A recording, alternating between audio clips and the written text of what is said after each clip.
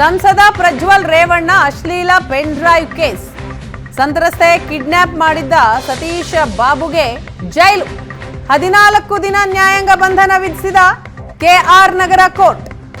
ಭವಾನಿ ರೇವಣ್ಣ ಸಂಬಂಧಿ ಆಗಿರುವಂತಹ ಆರೋಪಿ ಸತೀಶ್ ಬಾಬುಗೆ ಜೈಲಾಗಿದೆ. ಪ್ರಜ್ವಲ್ ರೇವಣ್ಣನಿಂದ ಲೈಂಗಿಕ ದೌರ್ಜನ್ಯಕ್ಕೆ ಒಳಗಾಗಿದ್ದಂತಹ ಮಹಿಳೆ ತಾಯಿಯನ್ನ ಕಿಡ್ನಾಪ್ ಮಾಡಿದ್ದಾರೆ ಅಂತ ಮಗ ದೂರು ಕೊಟ್ಟಿದ್ರು. ಮಗನ ದೂರನ್ನ ಆಧರಿಸಿ ರೇವಣ್ಣ ಸತೀಶ್ ವಿರುದ್ಧ ಎಫ್ಐಆರ್ ದಾಖಲಾಗಿದೆ. ಎಫ್ಐಆರ್ ಆಗ್ತಾ ಇದ್ದ ಹಾಗೆ ಸತೀಶ್ ಬಾಬುನನ್ನ ಪೊಲೀಸರು ವಶಕ್ಕೆ ಪಡೆದಿದ್ದಾರೆ. ಸತೀಶ್ ಬಾಬುನ ಕೋರ್ಟ್ಗೆ ಹಾಜರುಪಡಿಸಿದ್ದ ಪೊಲೀಸರು.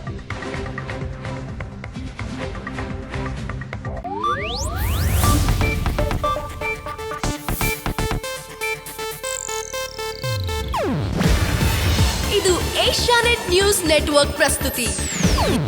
ನೀವು ನೋಡ್ತಿದ್ದೀರಾ ಏಷ್ಯಾನೆಟ್ ಸುವರ್ಣ ನ್ಯೂಸ್.